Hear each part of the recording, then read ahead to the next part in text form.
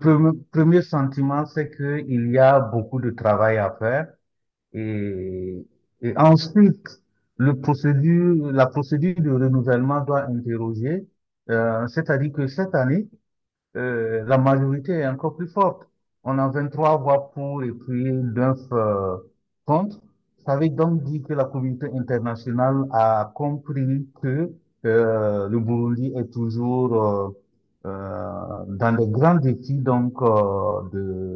du troisième mandat et qu'on n'a pas purgé les difficultés liées à ça. À cela donc il y a donc les différents défis postérieur donc à cette crise-là qu'il faut juguler. Et c'est ainsi donc que moi je vois donc le renouvellement du mandat. Il est vrai qu'au début, on a dû surmonter la non-coopération de l'État burundais, mais avec l'expérience, avec le temps, nous avons acquis donc une certaine expertise qui fait que même sans coopération, le mandat peut s'exercer donc sans difficulté majeure. Aujourd'hui, je peux le dire, le mandat s'exerce euh, sans le Burundi et de manière optimale.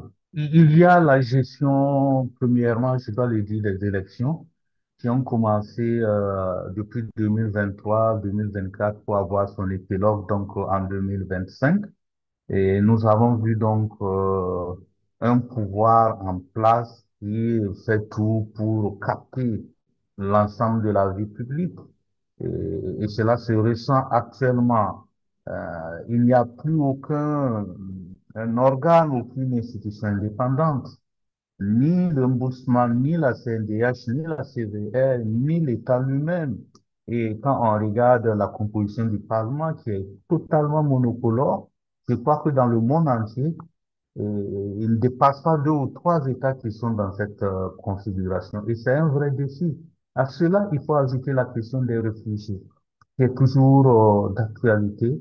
Et nous avons senti durant euh, l'année écoulée que les réfugiés vivent des difficultés extraordinaires et ils n'ont besoin que des conditions de sécurité pour pouvoir rentrer chez eux. Donc, ce sont des vrais challenges que nous avons rencontrés en 2025 et nous sentons qu'en Tanzanie, ces difficultés pour les réfugiés sont en train d'être exacerbées et nous allons en tout cas nous attacher à trouver des solutions pour la dignité de ces personnes-là qui sont déjà hors de chez eux et évitent ces difficultés-là. Le premier message il s'adresse premièrement pas aux partenaires mais aux Burundais d'abord de tenir bon et d'avoir de l'espoir parce que la question des droits de l'homme est une question de longue haleine et que à un moment ou à un autre, le changement, le renforcement et la promotion des droits de l'homme donc sera une réalité pour nous.